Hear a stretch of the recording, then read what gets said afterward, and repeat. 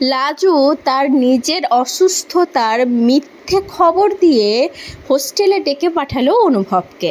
পুরোটা জানতে ভিডিওতে লাইক দিয়ে চ্যানেলটা সাবস্ক্রাইব করে দেখতে থাকুন।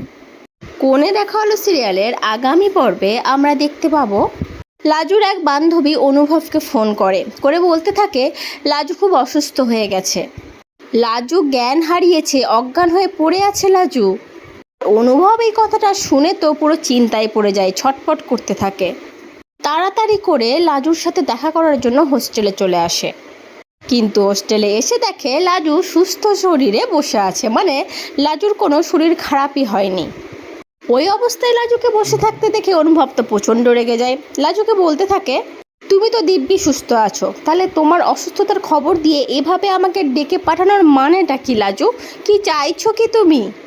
তখন লাজু বলে, আমি তো তোমাকে ফোন বললুম দেখা করতে, তুমি তো রাজি হলে না, তাই তো আমাকে এই ব্যবস্থাটা নিতে হলো, নিজের অসুস্থতার খবর তোমাকে জানিয়ে এখানে ডেকে আনতে হলো, নাহলে তো তুমি আমার সাথে কথাই বলতে চাইছিলে না খিটকেল। অনুভব অবাক হয়ে লাজুর মুখের দিকে তাকিয়ে থাকে। তো বন্ধুরা, কি মনে হচ্ছে লাজু কি বলার জন্য অনুভবকে ডেকে পাঠালো? লাজু কি তার মনের কথা বলে দেবে এবার অনুভবকে? কি অনুভবকে বোঝাবে যে সে যেন তার পরিবার ছেড়ে বাইরে চলে না যায়? মানে আবার সেই জ্ঞান দেবে লাজু, যেরকম বনলতাকে না ছাড়ার জন্য জ্ঞান দিত এতদিন, এখন অন্য কিছু নিয়ে জ্ঞান দেবে, কিন্তু নিজের মনের কথাগুলো অনুভবকে বলবে না। অনুভবকে এটা বলবে না যে আমিও তোমাকে ভালোবাসি, আমিও তোমার সাথেই থাকতে চাই, আমিও তোমার বউ হতে চাই খিটকেল। তোমাদের কি মনে হচ্ছে যে লাজু কি বলতে পারে অনুভবকে? অবশ্যই কিন্তু কমেন্ট করে জানিও।